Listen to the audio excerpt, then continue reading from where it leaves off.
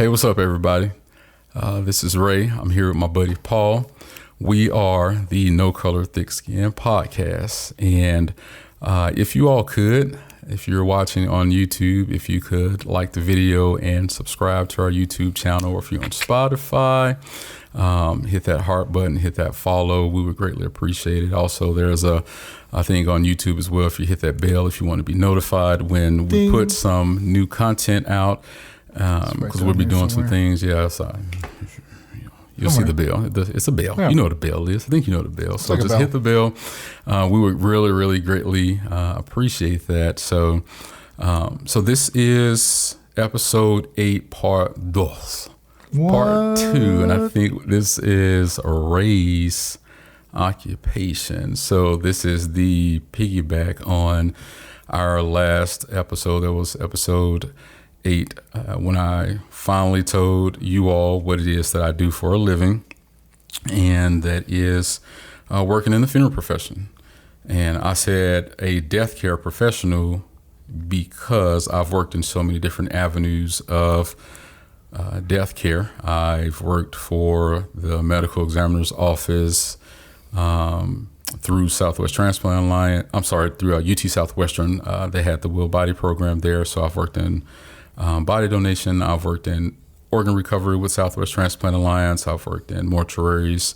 I've worked in funeral homes. So I've worked all over when it comes to death care. And each individual portion is different and unique in its own way.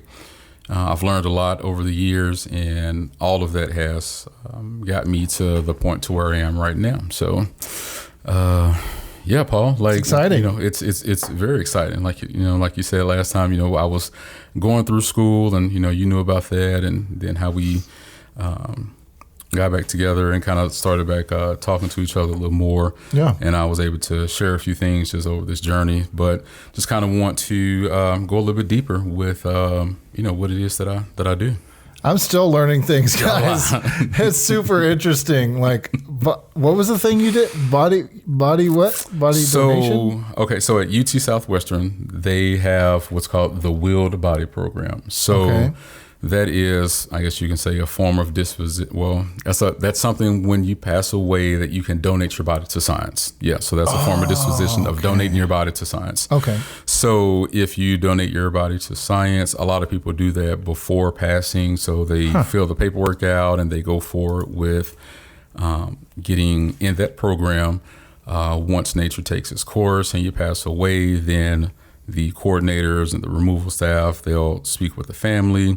They'll go pick you up, take you back to their facility, and they'll place you in whatever program that they feel you would best be for. So, and there are just so many different programs and so many different avenues that can go. So you will be a part of XYZ program, assisting doctors, medical students in gaining additional practice and gaining research and being able to assist in making techniques better for everything. So, yeah, that's super interesting. So so you basically become a cadaver for science, and people use your organs in your body to do studies and things like that. Absolutely, yes, sir. And make so, breakthroughs. And once the program that you're slotted for, that you are a part of, once it's over with, whatever that is, the portion of you that has remained will be cremated,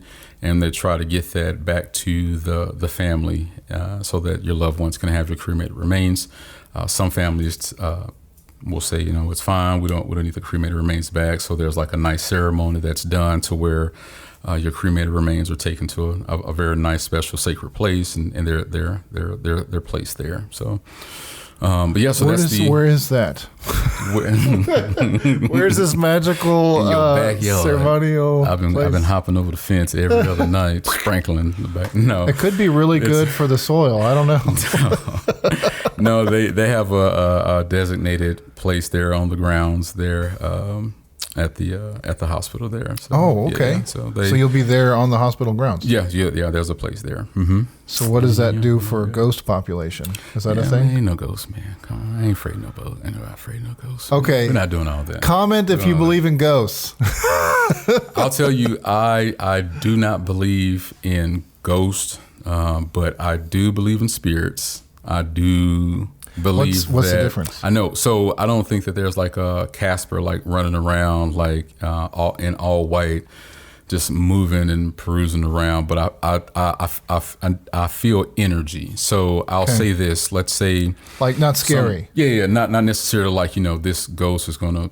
It's coming after me or it's haunting like me or something. poltergeist. But I can feel, but I can feel energy a lot of times. And this has happened on some of the removals that I've gone in. I'll enter into someone's house and you can just feel that the energy is just off. And you feel that and it makes the hairs on the back of your neck stand up, man. It's a it's a tough feeling, man. That energy isn't good. But also on the same side, you can walk in and you can be with a family and the energy is just amazing, man, to where it's just peace and calm and just a great feeling. My grandfather, who passed away in 2016, that was a tough time. And, I feel his presence, as I'm just going down the stairs sometimes. I'll be in a restaurant and it'll be just myself in there and I can smell his cologne as I walk past something and I feel like that's his energy. So that's his spirit that's just around. So I wouldn't say that my grandfather's ghost is just, a woo and around somewhere, but I feel that his, but that as far as the spirit wise. So, cool. So that was what I did with UT Southwestern at the Will Body Program. As I also stated with Organ Recovery, that was Southwest Transplant Alliance. I was a family service coordinator with them, and what that job consists of was when your loved one passed away, myself and a doctor would go into the room. The doctor would pronounce your loved one dead, and they would look at me and be like, "Here you go, Ray, talk to the people." And so it's like, whoa. So we would have to, combat a lot of emotion and try to figure out the best way to speak to a family who just lost their loved one to see if we could go forward with organ donation.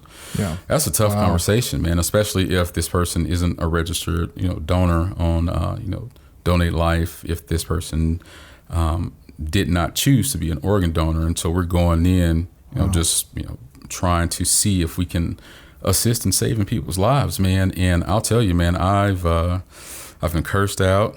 I've been spit at. I got a chair thrown at me. I've had food thrown at me. I've had people charged at me. I've had, the full deal, but I've also had, people look and just have this gleam of like, oh, wow, like this is an amazing thing. Mm-hmm. And, we've able to assist in, saving other people's lives. So that's another road that I went down in my death care, portion of working in this industry. But as I shared currently right now, I am a funeral director and embalmer, which I've been for a few years. I work in a standalone family-owned funeral home here in North Texas, and my duties are to do the front and the back. And when it comes to my daily duties and the things that I do on a daily basis, I would say, once my day starts, let's say on Monday, I'll get in and we'll look at the board and see, if we have any services for the day, see if any memorial services and the funeral services, and see what that looks like. We'll look at the schedule board to see if there are any families coming in that we're going to have any arrangement conferences with, or sit down and answer anything or any questions for them.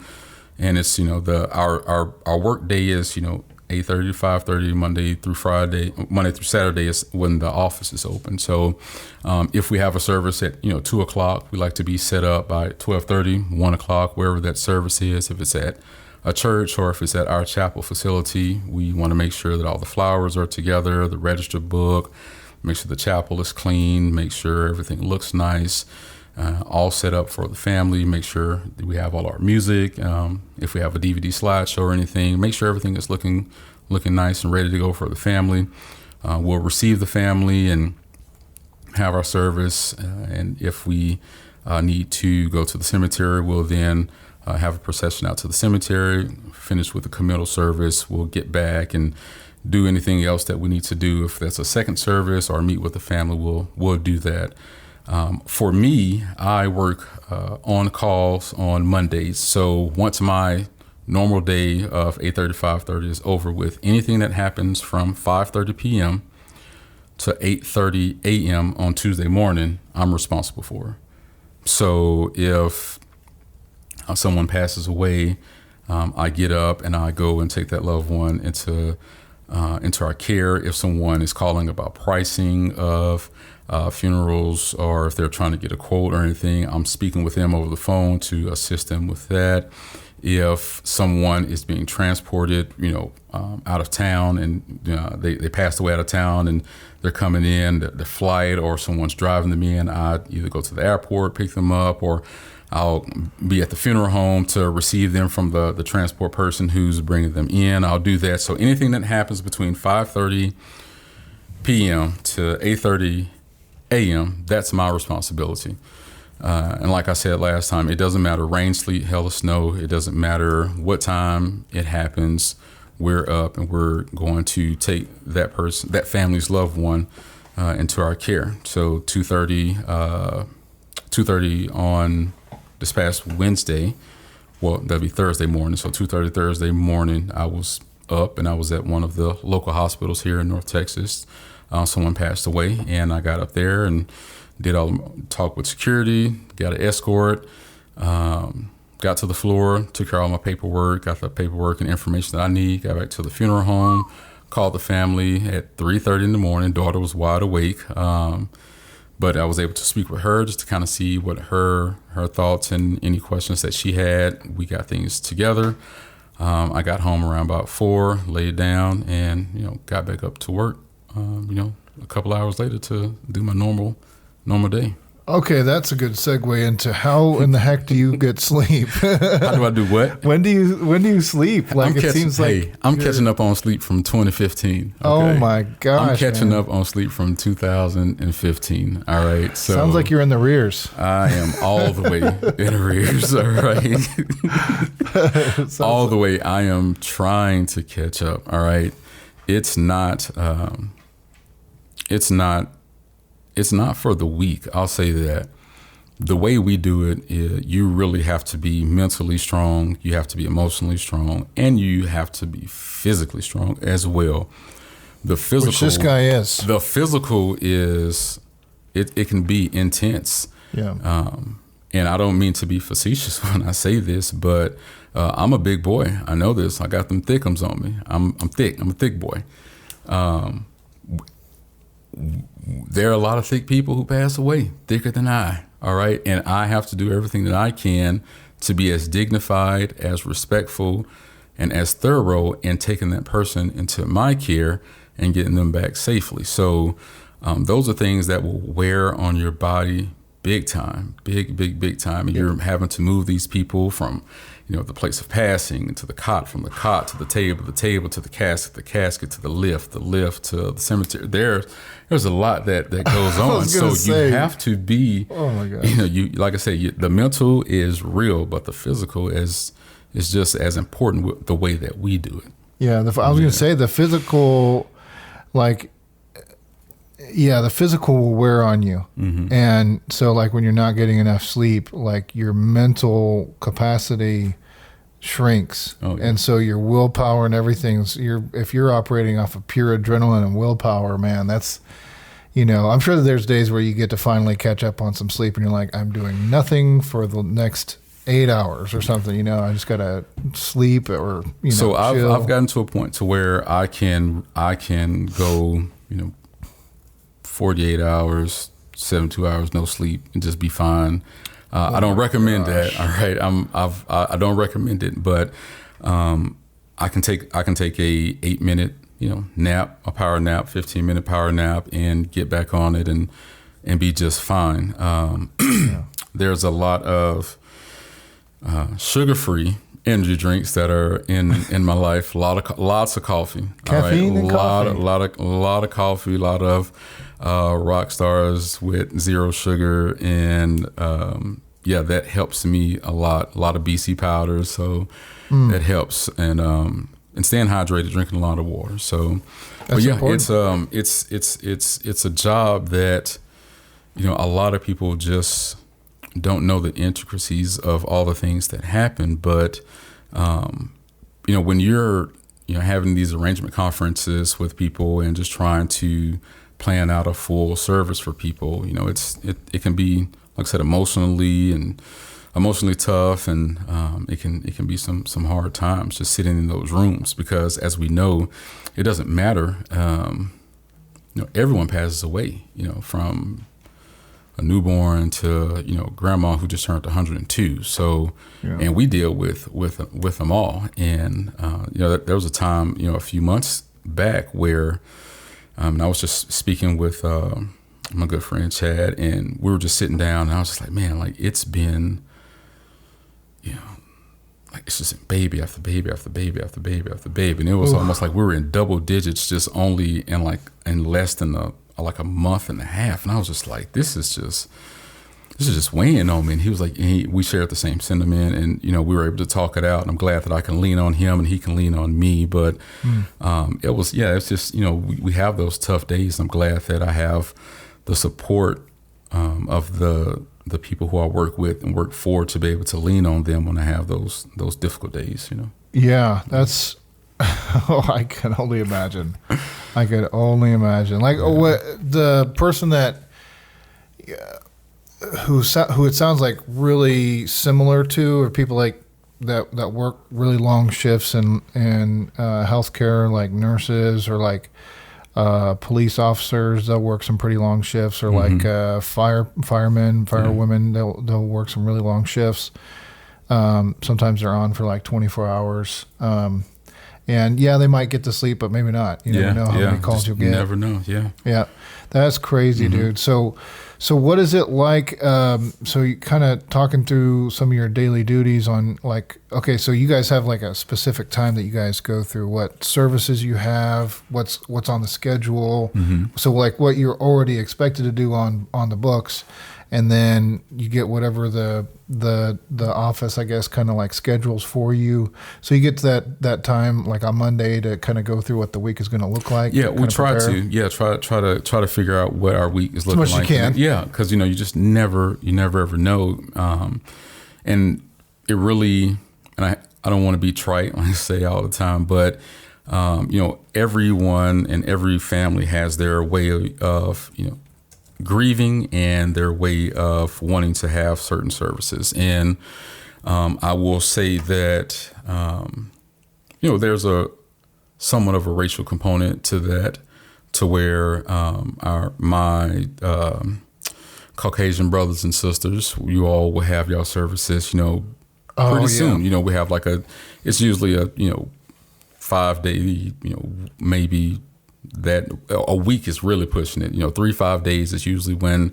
we'll see a service happen. But for my cousins and them, we looking 2 weeks probably minimum is what we're looking at. So that can. Why is that?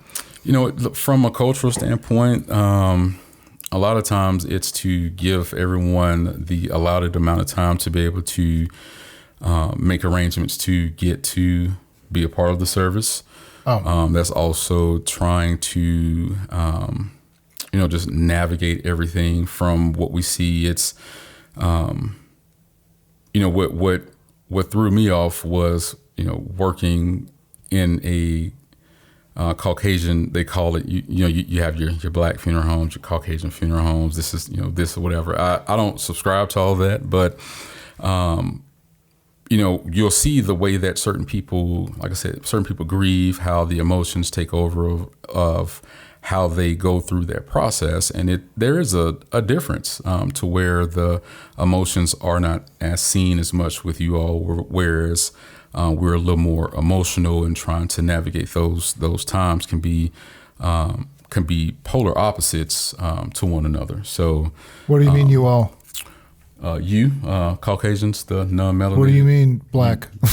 You non-melanated individuals like yourself who I got some melanin in here. There's some melanin. Yeah. Oh, wow. Close. It's really close. Okay. It's a speckled. So it's just a little. There are just differences when it comes to, culturally how we go about, doing those things. And like I said, it's not a right, it's not a wrong thing. It's just how those things just take place. But I've been a part of to where I had to embalm someone who was looking to go back home to Africa, and it took, I think, like 7 or 8 months to get this person back there. And he was in good. To Africa? From so here passed away to here. Africa. Passed away here, and they wanted to bury him back home. Wow. And it just took a long time. This was earlier in my career, and I embalmed this individual, and he was just fine after those 7-8 months. So I've had services go that long. I've had a turnaround service of an 8-hour turnaround to where this lady passed away late one night, and we had the graveside committal that next morning, and she was buried in her space. So, all right, I've got a question. Yeah. So does everybody get treated with embalming fluid even if they're not doing an open casket? Great question, Paul. Great question. So in the state of Texas, embalming is not required by law. Embalming is only required if we're doing, open casket, quote unquote, traditional services with a viewing and all of that. Right. So when it comes to, let's say, cremation, your loved one does not have to be does not have to be embalmed to be cremated. So the only time that your loved one would be embalmed, if we were doing cremation, was if we were doing what we call a funeral service followed by cremation, which means that we will do everything that we do with the quote unquote traditional funeral service. And at the end, instead of getting your pallbearers, loading the casket into the hearse and going to the cemetery, we just say, hey, thank y'all for coming. Everybody have a great day. We close the casket and you go home, and then we obtain the permits that we need. We'll take your loved one to the crematory, cremate them, and give you all the cremains back. Some reason that sounds a lot less expensive. It is less expensive because every cemetery has their own, bylaws. They have their own rules and regulations. Every cemetery has their own thing that they go by, that the cemetery sexton and the board agree upon that this is how we're going to run this cemetery. Cemeteries have boards? There's a board. There are individuals who are over the cemetery. Absolutely. Okay, so I actually knew the answer to that question. But the reason why I know is because I went to go fly every once in a while. I used to fly drones a lot and take pictures for people and just do different things. And one of those things I could do was map large areas of property, and had somebody that really wanted me to get in high res pictures of their cemetery, and we ended up not doing it because they didn't want to pay for it. But basically, I had to deal with their board members on it, and they wanted to answer, ask me a bunch of questions on what does this do? What can we do with it? And the answer is you can do a lot with it, especially for a cemetery. You could. It's so cool what you can do, honestly. Yeah. Taking a huge picture where you can basically enlarge where all the burial sites are, and you can label them. You can do future planning. There's a lot of cemeteries that need to add on new burial site or new burial property or whatever. New sections. Yep. And so some of them are landlocked, so they have to add a whole nother spot and a whole nother, area. Maybe it's got a different name, but it's got the same board members or something like that. I don't know. Yeah, it's a lot when it comes to those cemeteries, and you can't, like right now, you cannot just create a cemetery right now. Like privately, you can't do it. You can only add upon a current cemetery with the space that is directly attached to that cemetery currently. You can't, even if it's like across the street or if you across the road or anything, you can't do it. It has to be directly attached. The only way that a new cemetery can go up now is the city that cemetery would be in. That city would have to do it. So like in Coppell, at Rolling Oaks Cemetery is actually owned by the city of Coppell and not that funeral home that's there. Yeah. That's the only way that you can. That's so weird. Can do it. Yeah, there's so many different rules, man. But regulations. So many. So back to the funeral service followed by cremation, and not having to go to the burial site for the cemetery, because when it comes to burying someone, you have to purchase that space that your loved one is going to go into. That's a cost that's associated that has nothing to do with we, the funeral home. A lot of people get upset with us. That has nothing to do with us. All right. We work hand in hand with them to try and make these things a little easier for you all, but that has nothing to do with me. If they say the space is $1,500, the space is $1,500. They say the space is $4,800. $4,800. That's what these people are saying that this space is for. I'm just relenting. Oh man, it gets to 10. Oh, it gets to 10,000, 12,000. Once you start getting into mausoleums and things, you're looking at 20,000. Wow. Oh, you can. It can be a lot. So, but you have the space itself. Then you have to have the grave crew, the cemetery crew come and open and close that space. So that's another cost associated. So you have the opening and closing with the tent and chairs. You have your outer burial container, which is the container that goes in the ground that the casket goes inside. You have to pay for that. What? That's a merchandise from us that we will assist you with, but that's an additional charge. And then you have your marker, either a marker deposit, and which is the headstone. Some cemeteries want you to put a real marker out within a year, so they'll make you pay a deposit. You'll get the deposit back once your marker is set. So you have your headstone costs associated as well. So there's a lot of costs that's associated with burying someone. So what we'll do is do a full traditional funeral service, cremate your loved one. You'll go into what's called a celebration unit, aka a rental casket. And this rental casket, all of the lining comes out of it. So we'll place your loved one in there. Oh. And once the cremation happens, there's like it's almost like a hidden door at the bottom. Open the hidden door, we're able to get your loved one out, take all the lining out, and then we can replace it. And so you can do open casket with that too? Full open casket, full traditional service, embalming and everything. So we'll do that, and then do the cremation. That sounds like a really good way. Like if somebody was strapped, for cash. Like I know a lot of people are sometimes with, suddenly this person passed and we're like, did you guys have anything to do with this? No, like, what do we do? Yeah. Oh yeah.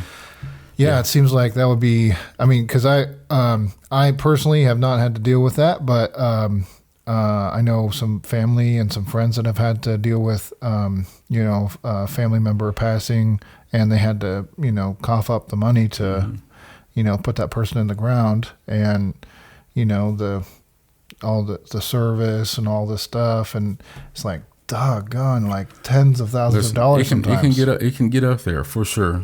It can get up there. A casket that you'll never see again. Casket you won't ever see again. And do you have to? Oh, I guess does it depend on what cemetery, if you have to have that outer shell thing? Yes. So as I said, every cemetery has their own requirements. Okay. Usually, the mid-range to bigger cemeteries, you have to have some type of an outer burial container. If it's a concrete liner, like a concrete box, or if it's a vault of some sort, you have to have that. Some of the old country cemeteries, they don't care. They'll just let you put the casket right in the ground. Yeah. But it's like, I've been there when you just put the casket in the ground. I tell family to leave, because once they start putting the dirt on top of it, yeah. So it's not a nice sound. Okay, it's Yeah, not a so nice the sound. dirt So smushes it. I tell families like I'll stay out here. I'll hang out. They won't do anything until you all leave, so they don't have to hear that and witness that. I try to make sure they don't be a part of that. So I never, that could be never thought of that. It's a lot, Paul. It's a lot. It's a lot. So, so yeah, that's the service followed by cremation. Gotcha. So I know I was sharing with you, you all just a moment when my grandfather passed away in 2016. So, working in this business, you fortunately or unfortunately, you will have to service your friends. You will have to service your family. And those are waters that are all over the place because you want to be able to give them the best and give them your best, but you also know that there's going to be a process of mourning that you're going to go through, and those emotions of grief, you'll feel those. I remember a friend of mine's father passed away. That was the first person who I was in contact with, who I assisted with the service. I did the full embalming and the dressing and casketing and everything, and that was something that was different. But I didn't have a big relationship with this individual, but I let my friend. I was close with my friend, and that was tough. So having to go through that, but I've had other friends who've passed away, and I've been able to be there. And other friends' parents passed away, but my grandfather was very, very unique. We had known that my grandfather was taking a turn for the worse. And 2016, it was Father's Day. I was at the hospital, and we were all there around him, and I could tell that he was heading out, and the nurse came in and she told us like he had just passed away. And those emotions, they hit you. It's tough. But at that moment in time, I remember at my graduation. So at my graduation from Mortuary College, he pulled me to the side and he said, I don't know. So that was 2009. He said, I don't know when I'll pass away or, how that's going to look, but I would be honored if, you could take care of all of that. I would just be honored if you would be able to do that for me. Right. And I said, Papa, man, I don't know if I'll be able to do that. I'm just getting in this business, man. I'm just, getting my degree. Like, That's what are you even lot. saying to me right now? Like, you really putting in a lot.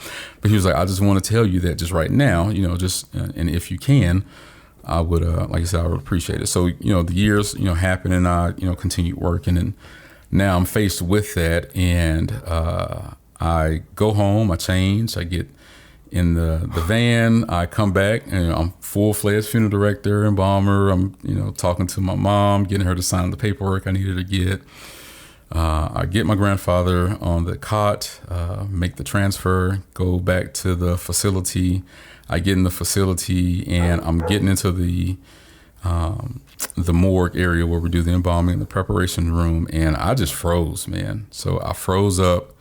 And I had to go sit in the corner for like 3 hours. I just couldn't move, man. Like I couldn't do it. So I kept hearing them talk. So I ended up getting up. I got them inside, and I was able to go ahead and start. And two things. I'll say this, and I'll take this to my grave. That was the greatest embalming I've ever done in my life. When I say that, embalmers who are real embalmers would know that when I say he pinked up everywhere, I'm talking about fingertips, the bottom of his feet, thorough distribution. I mean, he just looked at peace. It was amazing. I was like, I can't believe that this is happening right now. And then number two, a side note, my grandfather wasn't big into sports, but he would like to watch basketball games. But he would always freak out when like the games would get real close, and when the games would get close, it was like he would feel as if he was a part of it. So he'll get up and like walk around and moving and get nervous. I'm like, hey, man. Okay. I'm like, hey, what are you doing? Like, calm down. But he would just be freaking out, like, oh, what's gonna happen? What's gonna happen? So he liked that excitement. So he passed away on Game 7 of the NBA Finals when. The Golden State Warriors and the Cleveland Cavaliers were playing, and it was when LeBron was down. They were down 3-1, and so they're making the comeback. So it's Game 7. So I am doing my greatest embalming that I've ever done while listening to Game 7 of the NBA Finals, which was a tight game, close game, came down to the wire, and the Cavs won, and it was just. Did you get some pacing in? Oh man, it was just a night I'll never forget that feeling, man, because it was like I was sharing something with him once again for the final time, as I was doing something for him for the final time. So that was a great night. It's a great night. That is awesome. Yeah. That's great. That I constantly am telling Ray, I don't think I could do what you do, because it's so like, I unintentionally, like my personality or whatever you want to call it, my spirit is like a super empathizer. Like I get connected with people super easily. It's a real task for me to, sometimes be a boss where I work, because I'm the head honcho over there, and sometimes you got to be kind of disconnected in order to make good business decisions and things like that, and to do your job. Like, I don't know how that would affect me. Like, I would just be like so torn, like this is normal, but I'm also like. So, and then also having to deal with family and, the brokenness and all your families too. So I was crying I was crying yesterday in an arrangement conference. What do you mean? Like I'm not the one that tries to hide. No. And that's what works. That's not for everyone. But that works for me. Yeah. I tell my families whenever I sit down and I meet with them, I say, hey, some people say I may be a little too emotionally attached to my families when I work with them. I'm fine with that. But my families know that when I'm serving them, that I'm doing everything that I can to serve them the best way that they deserve to be served at that moment in time. And by a real person. By someone with emotion. So if you all get emotional telling me a story and I feel that wave of emotion coming over me, I'm not going to start biting the inside of my cheek so that I can get it together. And no, if I have to shed a tear, I'll shed a tear. I've sat healthy. I've sat with, people who've been married for, 62 years and looking at me and saying, Ray, today is the first day I woke up without my wife next to me. I've done this for 62 years and I just woke up this morning for the first time in 62 years without her next to me. Come on, what am I? I'm supposed to. I'm gonna thug it out right now. No, I cried. All right, and I'll say that in front of anybody.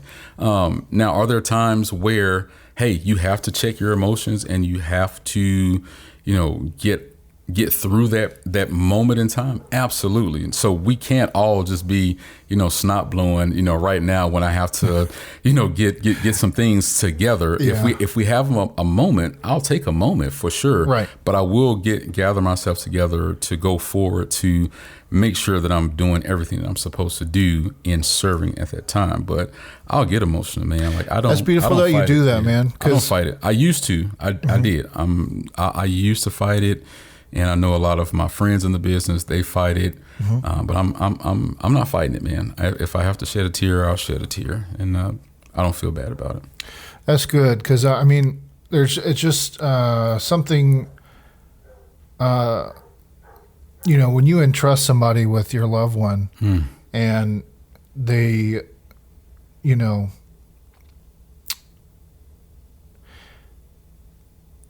it's just a whole nother level of like somebody showing you that that's a unique person. Like that's not just somebody else. It's like this is my person, right? Yeah. And then you sharing, even if it's just a moment, it's just like thoughtfulness. Honestly, I don't care what anybody says. That's really big of you. And we had two sisters come in, and they were wanting to make some pre-arrangements. So they sat down with one of my coworkers, and when they walked out, they were like, "Oh, we were expecting to walk in here and see a bunch of creepy old guys and weird dudes, and we were just nervous. But like y'all are like nice and upbeat, and y'all are caring, and like y'all really helped us through this. Like we're doing everything with y'all, so we were able to prearrange with them, and they felt comfortable with us. But we, like I said, we're different, and we show our emotions. We really are. We really are a part of our families, and we really care. So yeah, I'm all in that, man. That's awesome. Mm-hmm. So, do you have something else to add to that? No. Okay, so I've got a bunch of questions, and some of these questions, some of y'all have helped me with. So one of those questions is, you already kind of answered that with your grandfather about, dealing with somebody that you knew, and that's even like deeper than I would have thought, like just like a friend or distant family member, something like that.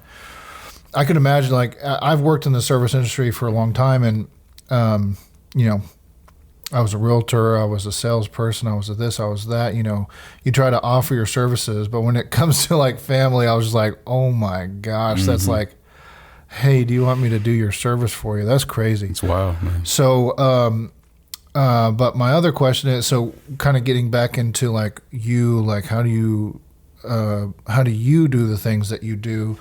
Obviously you're like looking at deceased people, and you're having to make them, presentable and do all the things you have to do to make sure that they stay in a state of, not going bad or whatever you want to say. That embalming process, yeah. The embalming process. So, but all that, if we talk about sleep, so what does your family life look like? Like, I know you've got some kids, and so what's that look like? Getting time for them and stuff. Whatever you feel comfortable with sharing. Yeah, for sure. So I have 3 children. 2 of my babies live here in the Texas area. 1 lives out of state, and trying to navigate that with FaceTime and trips up there. That's how we make that work. That's a very new situation. So we're growing and learning and doing the best that we can with that situation to make sure that she feels the love, knows that her Texas family loves her very much. So that's how that works. And my 2 children that are here, very involved in their lives. I have a great group of people surrounding me. Their mothers are fantastic. They're great mothers. I am thankful that they're in their lives. My mother and my sister are a great support system to me, and we're all family. So I'm able to lean on my family to help me during those difficult days, those difficult nights, those, running, 12, 13 calls, 5, 6 embalmings here, and going back up to work, and my son has a soccer game, so I can only come for 22 minutes, and I have to leave at 22 minutes so that I can get back to the funeral home, so that I can, get my service started for 11 o'clock, and then if I can leave there, if they have a double header, then I can come back and see them and drive out to Dallas to see my daughter at her basketball game, and then we'll hear. So for me, it's not making any excuses when it comes to the family and the kids. Am I sleepy when I get around? Sometimes. Is it tough? Does my body ache? Absolutely. But when it comes to my babies, it doesn't matter how much work I put in. I'm going to get to wherever they are. And I always tell them, hey, I'm not going to be there when it starts sometimes, but I'm always going to be on time. I'm going to be right on time. So I'm going to be there. You're going to see my face. You're going to know that I'm there. So I may not be there always right when the beginning, but I'm going to be there. So that's awesome. Yeah, we make it work. So that's cool. And sounds rough, but anybody that works crazy hours, that's kind of what you deal with is work-life balance. And I'm glad that you're juggling it. And so that's a good question, a good answer to that question. So how did COVID affect your job? Because I know that there's always people passing away, and there were probably more people than average passing away during that time. So what does that look like for you? Oh man. Or disinfecting and all different kinds of things, probably. So I have a few mentors who have been morticians, 30, 40, 40, 50, years now. I've been in the game for a long time. And a lot of them were in the profession when AIDS first came around. So when HIV and AIDS came around. So they shared with us how, that whole thing went and how a lot of people wouldn't go forward with doing any type of preservation or any type of embalming. But there were a few of them who would do it and who were able to make a good living. Blood. Yeah, they were able to make a good living off of it. But a lot of people were scared at the time. And the numbers were increasing. But they said during this COVID, it was something that they'd never seen before because it was just, it was unprecedented. There were days where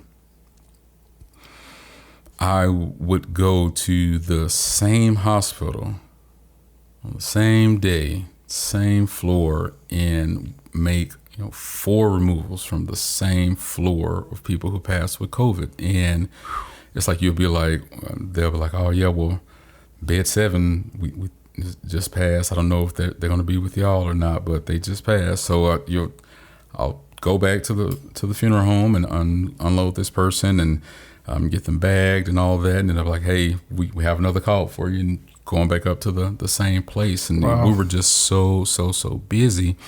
And we were, doing all that we could to be as safe when it came to, PPEs, our personal protective equipment, and being masked and, double gloved, and getting people in bags. And it got to a point to where a lot of supplies were getting real low. There was a moment in time where I was trying to put these paws in medium-sized gloves, man. Like, that was not rough. good. That was rough. Okay, trying to work and these paws. So you were like this? Yeah, so it's like I'm really trying to work and I'm doing this because I couldn't even extend my hands, because we didn't have any more extra large gloves or anything. So we were trying to just get gloves from here, from there, anything that we could just get our hands on. It was tough. And like I said, the calls were just going and going and going. And, I was not necessarily afraid of the embalming. I'm not going to say I wasn't one of the first people in, Texas to start embalming, COVID cases or anything like that. But I do know I was in the line early. I know that. All right. There are a lot of people who would not do it, but I did. And I'm not trying to get a pat on the back or anything like that. No, toot it, buddy. Horns. Nope. That's not what I'm saying that for. I just knew that if I took my time and if I did what I was supposed to do and I was cautious, I should be okay. A couple of my friends, they joined in as well. And so we were able to go ahead and push past that. But that part was tough. But when you have to tell a family, I know this is your mother. I know this is your grandmother. I know this is someone who has loved you and cared for you and been there in your life every step of the way. I can only have 10 of y'all come in here. Yeah. Wow. Only 10 of y'all can come in here. How do you tell a great grandchild? How do you tell a daughter to select the 10 people that she wants to go in with her to be a part of this service. So we were having to start to think outside the box when it came to having services. We were doing a lot of graveside things, a lot of things outside. We were putting people in groups to where, hey, this isn't the quote unquote norm, but we just have to cycle you all around the building, in and out of the building, so that everyone can be a part of this. But we can't have everyone come into the building. We have to keep these numbers to where the county says that we can only have XYZ amount of people in here. So I have to abide by these rules and these laws and changes that are going on. We're trying to do the best that we can. So, work with us as we are, trying to do the best that we can. So that the physical and the scary part of, COVID itself was tough for sure. But having to, mentally juggle, having to break that news to the families was even tougher, man. Wow. Even tougher. Wow. And I got COVID, the OG COVID, the real deal one on, it was New Year's Eve. And when I tell you it did a number on me, it was something else, man. But, we made it through. We did all that we needed to do to get stronger. But man, for about 3 days there, man, I thought for sure that it was like I was going one-on-one with death every night, man. I couldn't go to sleep. Coughing, couldn't breathe. Couldn't breathe. Felt like fire, man. I was like, I'm gonna fight this, but Did it change you? Did it make you want to like just be like 1,000 times healthier? Or so I did. For me, it did. So I was gonna say. So for sure, I did start to. During that time, I started to lose a lot of weight as well. Making better decisions, implementing more fasting, and taking care of my body. I quit vitamin smoking. C, getting more vitamins, M, C, D, B12, and things like that. So love you, Joe Rogan, man, Joe Rogan. So did you? Did you? No, I didn't. I would have. I mean, I didn't have the. No, I didn't have. I see. But I had a lot of steroids. So I went the steroid route, and that's what helped me. So, but yeah. When I got COVID, the COVID was bad, and I was still smoking at the time. But I was having trouble breathing, right? Obviously. And I actually have asthma, which is totally dumb that I even started smoking in the first place. Anyway. That's not smart, but. No, it's not smart. Smoking's not smart, but you know what? People do it. So there's that. But it wasn't that bad. I had bronchitis worse than the COVID that I got. Don't get me wrong. It was bad. For most people, they'd be like, oh my gosh, I feel like I'm going to die. But, coming from a guy with asthma that almost died from asthma twice and had bronchitis like 1,000 times as a kid, I knew what it was like to not be able to breathe. And I knew when I was in pretty good trouble. And yeah, it was a good struggle, Yeah. But what got me was the lung lining infection afterwards. Oh, my God. That was the worst. And what happens is like the lining of your lung can fill up with fluid, that infection, and then it swells up. So you can only take like really short breaths. No deep breaths. Yeah. Can't take any deep breaths. So anyways, that was scary. But you know what? You know what made it go away? Steroid. Antibiotic. Antibiotic. The doctor's like, just take these two. You'll be okay. Yep. And sure enough, got you together. Good deal. Yeah. But anyways, I know not everybody was obviously not for everybody sure, man. that worked for her and stuff like that. But For anyways, sure. so that's pretty intense. Did you have to like sterilize bodies because of COVID and things like that? Yeah, we're doing a lot of disinfecting, man. Lots of disinfecting for sure. And then it got to a point to where, running low on disinfectant, couldn't find it anywhere. And, if one funeral home found some somewhere, tequila. they would call us and tell us. So yeah, we were working hand in hand with a lot of people. If they found some, they'll share with us. Some healthcare professionals would bring some stuff to us. So we were able to hold tight, but yeah, we were just disinfecting everything, man. Just making sure we were just staying on the up and up and keeping the main thing throughout throughout that time. Man. What gets me is how unknown like everything was. You know, the CDC and people, you know, Dr. Fauci and all these guys, they were very sure about what they were talking about. Hey, man. But also, you know, anyways. Yeah. Anyways. Yeah. But but it was unsure about everything. Yeah. You know, so that would have really worried me. Is like, how long is this thing going to last in this, you know, deceased person? You know. Yeah.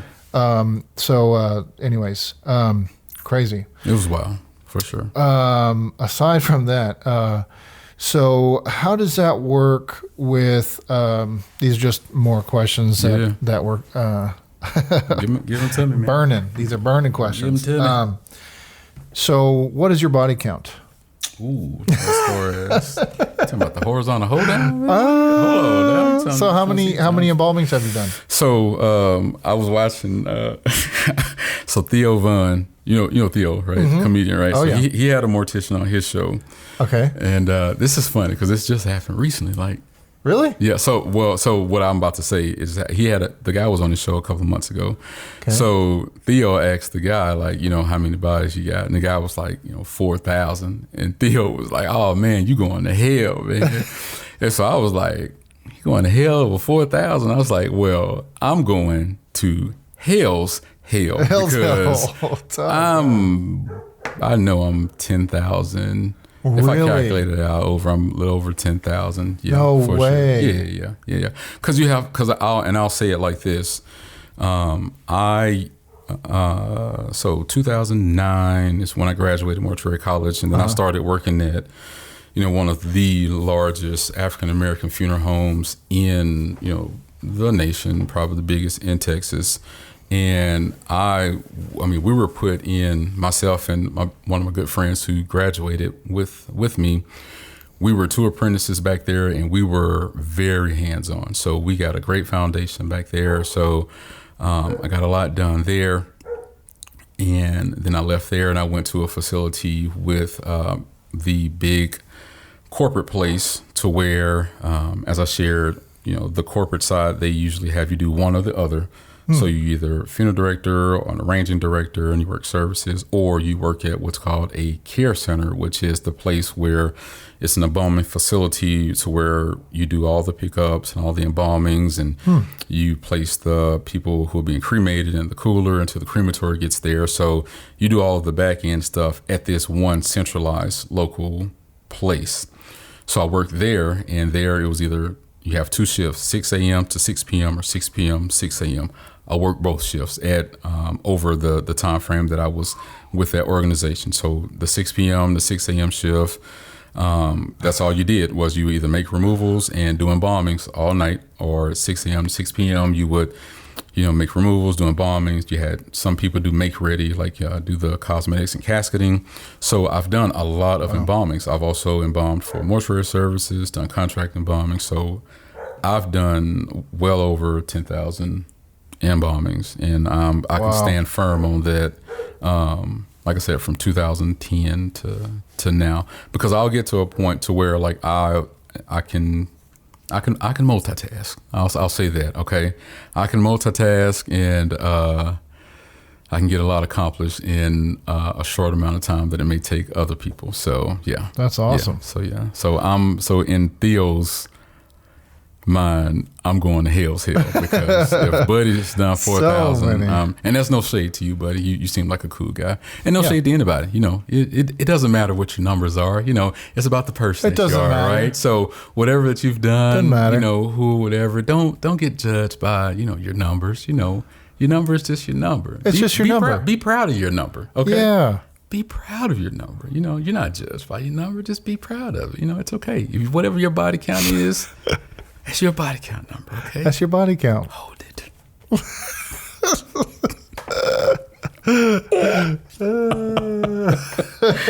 Oh, man. Silly. So, wow. Just a whole bunch of wow. So, right. So, change the subject.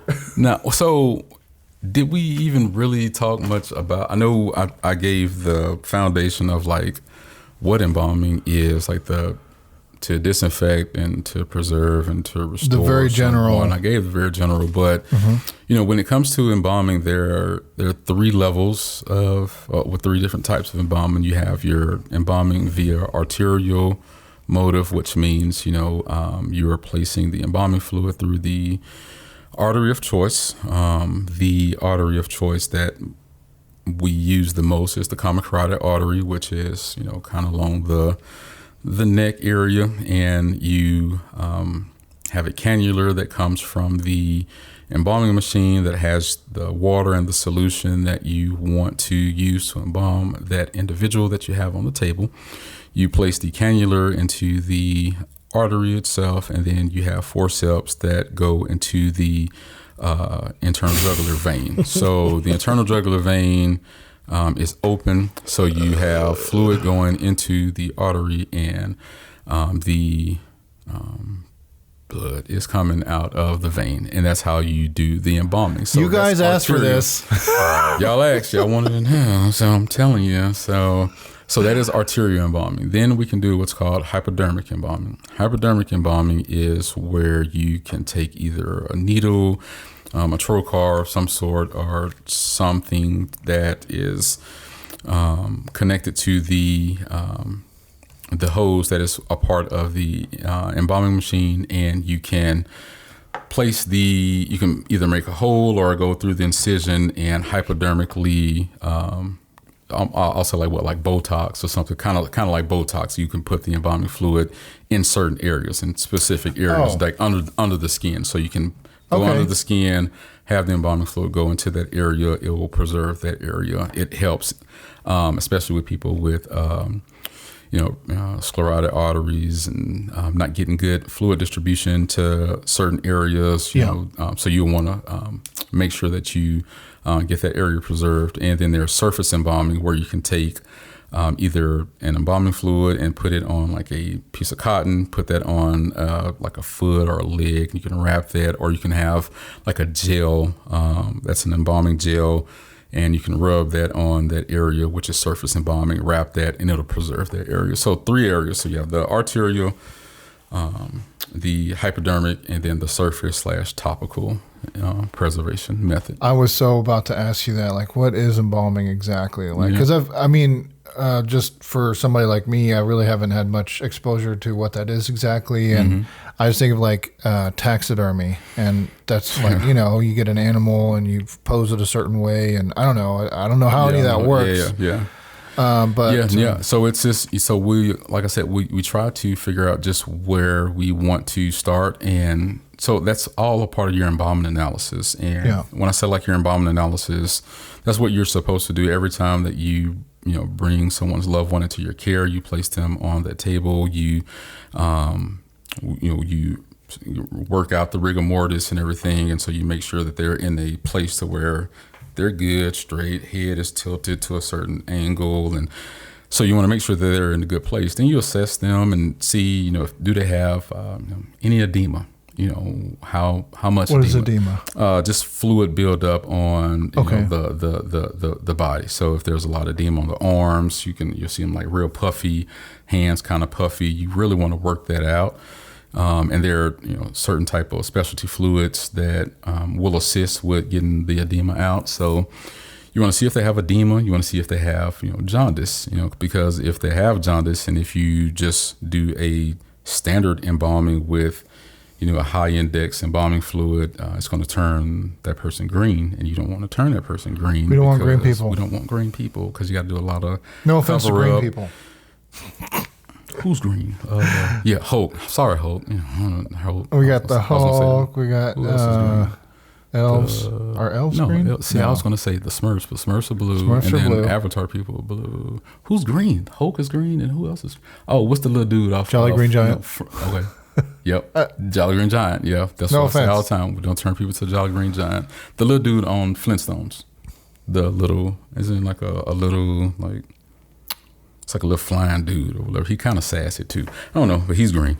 Anywho, so you do your embalming analysis to see what direction you're going to go, what fluids you're going to use. Like I said, with the jaundice, there's a jaundice fluid that assists with that.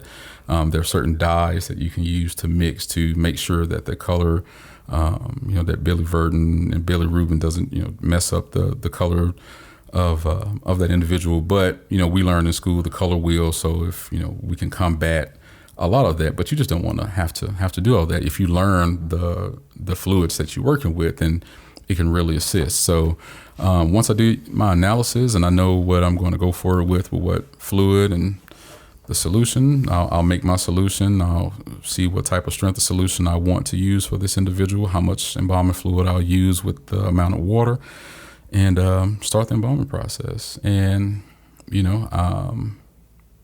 I'm hands-on, so it's a lot of massaging, a lot of, working out the rigor mortis to kind of help the fluid get to the places where it needs to help with preservation. And, you do that. That is super interesting. So does your stuff get into like, you're talking about cosmetics, like do you do makeup, or I guess you don't have to worry about teeth? Probably, right? Yeah, I mean, we tell families to bring dentures in, Okay. So if they do, we do, but we have mouth formers, which are plastic things that we can place in the mouth that'll give an expression, a nice expression. Or we have That's terrible. But maybe some people want that. some people are that naturally are who they are. Or cotton, like you can build up someone with cotton if you lay it the right way. You can do that. But I can imagine like a person that's I'm trying not to say the word dead person a lot, just but deceased, deceased, yeah. Deceased, so like just from what I've seen personally, which is not very much, but like on TV shows and things like that, you've got rigor mortis and things, and like you're talking about buildup of fluid, edemas and things like that. But also like, they're just never going to look quite the same as they did. So you got to get them as close as possible. Try to get them as close, recognizable, and that's the goal, to peaceful. try to get them as close as possible if you can. But we always tell people, hey, how many people have you actually stood over while they were laying down and looked at them?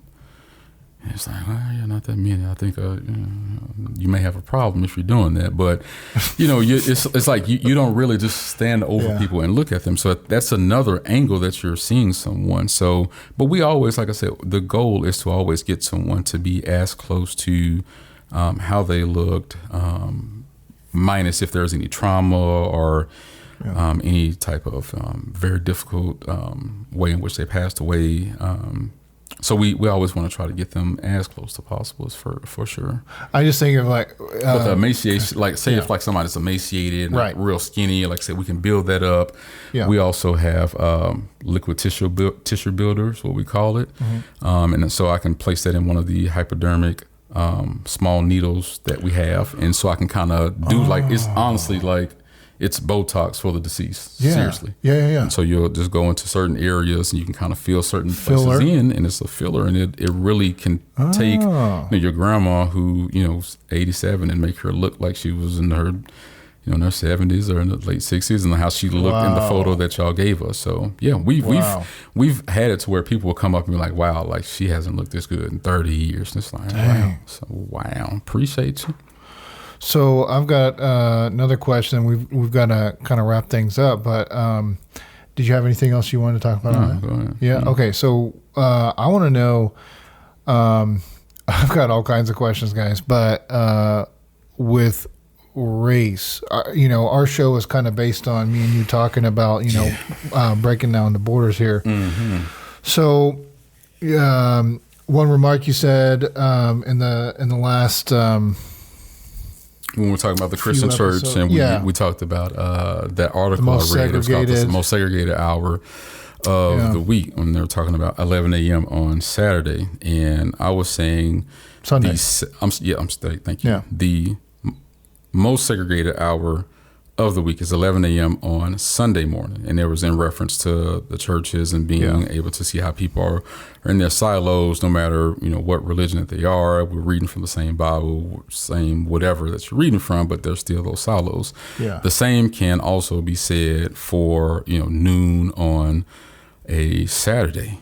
That will probably be the second most segregated hour. And that's just when a lot of funerals are taking place at that time. And you can look in the crowd and you can see, are there some diversity here and there? Yeah, it could be. But a lot of the times, if we see someone of Hispanic origin who's passed away, it's going to be those Hispanic family and friends who they know they're going to be there. When I'm serving some black families, then we look in the audience, it's going to be the black families. We're serving Caucasian families, it's going to be Caucasian families. So it's like we still see those things where we still have those segregated pockets. And I don't like the notion, as I said, hey, this place is a white funeral home, hey, this place is a black funeral home.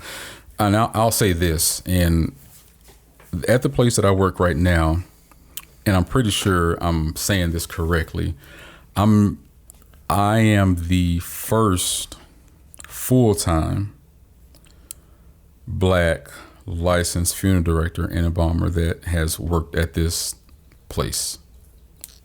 I'm the first one, and they've been, in business, since 85, 80 something like that. So I know there was another gentleman who worked there.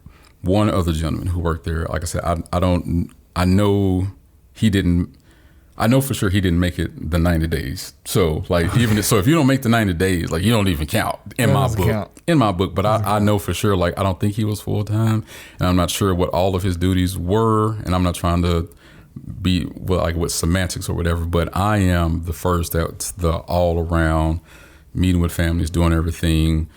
And they trust me. And I remember when I was at the job before this, and I was talking with Chad. Chad had been trying to get me to come and work with him for a few years. And I was like, well, I got to think about it, got to figure it out. So once I spoke with Chad, spoke with Boss Man, and I went back to work and I told everybody where I was working. They were like, you going to work where? Where? Who? Say what? With the white man? You going to the whites? I can't believe you're going to the whites. And it was like, well, man, I tried to actually come and work with y'all, and I tried to come work with you. You wouldn't call me back, and then you would always give me the runaround or whatever. So it was like, and then you weren't trying to pay this. So I was like, hey, this has everything. I'm about to go over here. They're gonna take care of me. They're paying me this. They're taking care of this, insurance, this, phone, this. This is where I'm going. And a lot of people just didn't understand why I would go there. But I was looking at it like, hey, I am who I am. I'm Ray. And as I've said before, I'm not a gangster trying to, do harm or people or act crazy or whatever. I'm not that person. You're also and I'm not also just your not skin color. I'm also just not my skin color, and I'm not what people may call a Oreo, or somebody who wants to be something else. I know I'm black. I love that I'm black. I feel like it's a privilege that I'm black, and I enjoy being in unfamiliar spaces and spaces of difference, so that I can be me and show people that hey, maybe whatever notion that you had or that you thought of people who look like me is absolutely wrong. Yep. But I'm not about to just, shuck and jive for you. I ain't no shucking and jiving over here. I'm not that person. So, but I've garnered a lot of respect from families, to where I've had repeat families come in and ask for me, and they've been great and amazing to work with. But there's still those pockets and those subset of areas where, it's still segregated here, segregated there, and I just want people to just serve and just go wherever they want to go, based on just getting great service versus who looks the most like me. You know what I'm saying? Yeah. So that's how I feel about that second most segregated hour, I really want to get away from people, thinking that way. I had a family who got upset.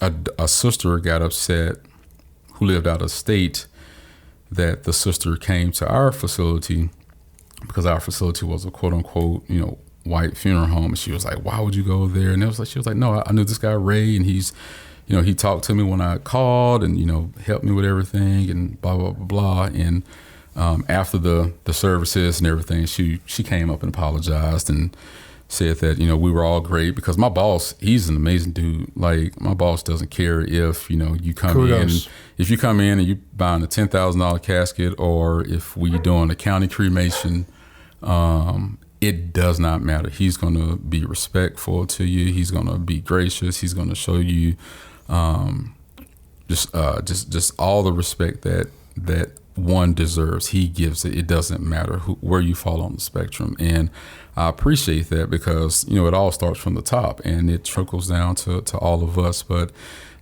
she had some interactions with boss man. She didn't even know that he was the boss and she just thought he was just a guy. And it was a good thing when she came and apologized. And I told her, we're trying to get away from, those thoughts and those feelings towards, those silos that we have, and we're just trying to serve. That's the most important. Let's just serve. That's awesome. Mm-hmm. What's interesting about that is before I had really even, I guess, never really gone to a funeral or anything like that. You be messing with them bodies? Not trying to mess with any bodies, buddy. I had a woman ask me that at Verizon one time. Oh my God. What's that? Oh, so you be messing with them bodies and stuff, ma'am? That's against the law. Okay, no, I don't be. That's messing not with them okay, bodies. ma'am. No, ma'am. Please use your words, please. Feel like you Use your shouldn't words. talk to me No, ma'am. anymore. Please don't. No. We can't talk. No, I was gonna say. I guess the only people that I'd ever known that worked at a funeral funeral home is black people, and so that's just who I assumed people went to. That's just a really common career for black people was a funeral home. Yeah. I don't know why. So oh my God, look at you, Paul. Get a little history today. So Okay. At is there something to that? yeah, big time. So at the turn, around the turn of the century, so carpenters is kind of the funeral industry kind of started with like carpenters and carpentry, and they were The boxes, right?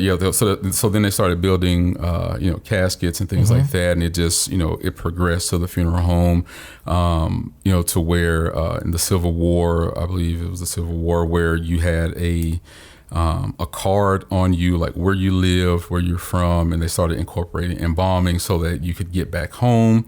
You can travel and you can be preserved there and get back to your home so that your family can have a service for you. So it was starting to be a lot of work. So a lot of the carpenters started to take some of their black employees and they started to show them the embalming process and how to do that, right? So I know Prince Greer was the first on record black embalmer. His name's Prince Greer. But around the turn of the century, you started to see blacks who were taught the processes and the procedure of the embalming. They started to branch out and service their communities and started to open up their own establishments. So that's really where you started to see, honestly, some of the first black millionaires were morticians.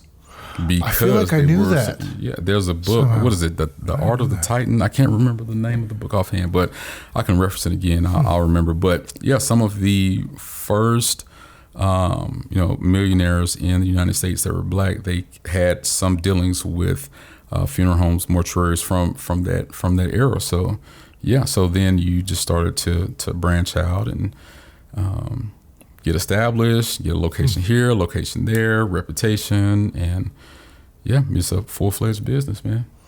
That is super interesting. All of this is super interesting. Yeah. So I guess my question to you, and we'll just do this as the last question, and what is your end goal? What is your, like, where do you want to end up with all of this? Because right now, what it seems like to me is like you're very, very, very busy. And maybe that happens for a few years, and then what? And what do you think? Yeah. So I am very, very busy for sure. And I have to, right now, while I'm young, just take advantage of being able to be busy, being able to be, Right. Have my hands in a few different things and, be this young bull, thankfully that I can be and just carry this load for right now, for as long as I can. I'll keep it kind of close to me right now as far as the direction of how we'll get there. But for right now, I have a new endeavor that has been placed in front of me through a really, really good friend of mine who was actually one of my first, I'll say, apprentice that I had. She has her own mortuary service in East Texas and is doing fantastic out there. She's traveling across the United States to different state conventions and putting on seminars. And so she has opened a embalming institute and a reconstructive institute that she wants me to be an instructor for. Nice. So I will be just assisting her with assisting either new apprentices, newly people who just got licensed with post-mortem reconstructive work. So she and I, we both went up to Springfield, Missouri. She went to one course, I went to another course, and we worked with a world-renowned post-mortem reconstructive specialist by the name of Vernie Fountain. And we put in the continuing education hours to be able to learn how to take someone who was in a tragic accident or whatever, and we can rebuild them back up to make them have an open casket service. Wow. Okay. So we have when the it got ability really to messy, you can put them back together. We can put them back together. So she's spearheading that, and she's smart, she's educated, she's a hard worker as well, which is very important, and we match each other's energy. And so we have that we are embarking on here at the end of the year. We're going to do our first seminar, and this is going to be something that we'll just do here quarterly.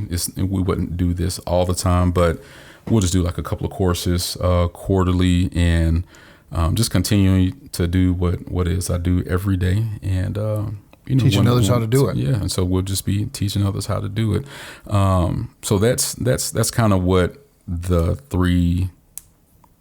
3-year goal is, to kind of get the institute established, making sure that we're providing good education to the newer embalmers and morticians that are coming up, and just helping them just grow and be better. So that's what we want to do on the institute side. One thing I did want to say when it comes to services, because when you hear funeral Right. service, memorial service, celebration of life, graveside service, all those different things, like a lot of people intertwine those things. So I'll say, when you say celebration of life can mean honestly anything. That can be funeral service, which funeral service means body present. So that means that the body is there. Memorial service means body is not there. And celebration of life, like I said, you can say that either one, but with a funeral service, that's usually body is there, open casket, full traditional service. A memorial service is the cremation. So the cremation with either the cremated remains are there or the cremated remains are not there. So a memorial service has to do more on the cremation side. So that's something that can kind of help people, because sometimes we'll hear people say, "Oh yeah, we want to have a funeral and want to do this," and like, okay, so we'll have to go forward with embalming. Oh, I thought you said embalming wasn't. It's like, okay, yeah, it's not. But if we're going to have a funeral, then no, we don't want her. Oh, okay, so we want to have a memorial service, and so you say semantics. We say it could be semantics, but just to share that with you all. Yeah. And another thing is, which is funny, is when it comes to terminology that my Caucasian brothers and sisters didn't understand. When black people say, hey, where are the obituaries? They're not asking for the write-up of the deceased and what that is. They talking about the handouts. So my Caucasian brothers and sisters, you call them memorial folders, handouts, the handouts with the person's picture on it. And, you got your verse, poem, scripture, pictures in there, the order of service or whatever. It's a program, memorial folder, da-da-da-da-da. Black people call them obituaries. Huh. So when black people call them obituaries, you know what it is that they're asking for. They're asking for them programs. Because now we know. They were looking like, huh? You just want an obituary? And I was like, no. Just get. You want a newspaper write-up? Here you go. Yeah. So I was like, nah, here you go. They was like, oh, thank you. So, yeah. So it's just knowing terminology, understanding the people and your clientele that you work for, and also just being open to learning and growing. Because as we said with the church, and speaking about church, there people of different religions pass away. So in school, we had to learn how to do Orthodox Jewish service. We had to learn how to do Catholic services. We had to learn how to do Protestant services. We had to learn how to do all these different services. And then at the same time, you can throw all that away, because when you walk into the church does whatever it is they want to do. So to be honest with you, it's just when you go to a church, figure out who's in charge, either the pastor or the coordinator, talk with them, see what it is they want, and just do whatever the pastor wants, and you'll have an easy day. You'll have an easy day. Have an easy day, man. What do you want to do? Okay, cool. Yeah. That's what we'll do. You want me to put them over here? Yeah. Hey, no problem. Nope. All right. You want to use your own reserve size? You got your own? Hey, not a problem. Y'all put your own reserve size down. No, I don't need mine. You want me to put the coat where? Park it over? Hey, not a problem. That's okay. No problem. Don't bring the flowers through I got to walk a mile to the back to take the flower. Hey, okay, not a problem. Literally. So, dang. Yeah. Well, that's crazy. I'm sure you guys have lots of questions that I didn't cover here in this episode, guys. If you have a question, put in a comment. We get all your questions, whether it's on Spotify or it's on YouTube, or if this is on Facebook, you can ask on Facebook, whatever you want to do. Guys, thank you so much again for finishing another episode with us. This is episode 8. Ray's Occupation Part 2. This is a real honor getting to know you better, Ray, and such a neat and interesting and well-respected profession. And so I just want to say thank you for what you do. I'm so glad that there are people out there like you that can do what you do and take pride in it. And guys, if you like this episode, hit the like button and all that stuff, and hit share. Follow along as we come out with our next episode 9. And thank you so much, Ray. Got anything else to add? Yeah. No, man. Thank you for those questions, and thank you for allowing me to just talk freely and yes, sir. Just get this out there and let the people know what it is that I do, and just the road that I've traveled. And like Paul said, if you all have any questions, let us know, man. I can speak about this until the cows come home, man, because I love this. This is what I love. So it's very cool. And then if there's anybody who's out there who if you're I'm not the one to tell people what to do or how to do it, but if your child or someone in your family shows interest in something that isn't particularly something that or care for or are comfortable with, give them grace and, tread lightly. You just never know what path that individual can be on and how great that person could be going into something that may not be as familiar with you and your family, which is something that may be unique that they can be a part of. So if you have someone in your family who may come to you with any questions or anything about this, and like I said, just please, I just ask that you just be open-minded to whatever it is that they are bringing to you. And if they got questions, send them in to us. We'll get Ray some questions and he'll answer them, I promise. Oh, yeah. So thank you guys so much for checking in with us. We've Paul and Ray with the No Color Thick Skin podcast. Thank you guys so much. We'll see you in the next episode, guys. Peace.